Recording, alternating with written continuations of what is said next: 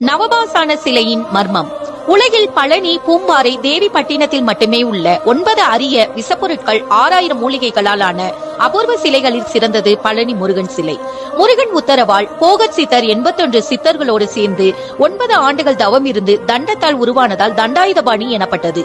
மேற்கு நோக்கி பிரதிஷ்டை செய்ததால் மலையக மக்களின் குலதெய்வமாக போற்றப்படுகிறது.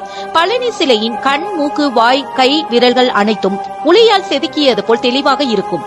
சுற்றிலும் அற்புத மனம் வீசும். மேலும் சிலையின் உடல் சூடாக இருப்பதால் இரவில் வியர்வை போல் நீர் வெளிப்படும்.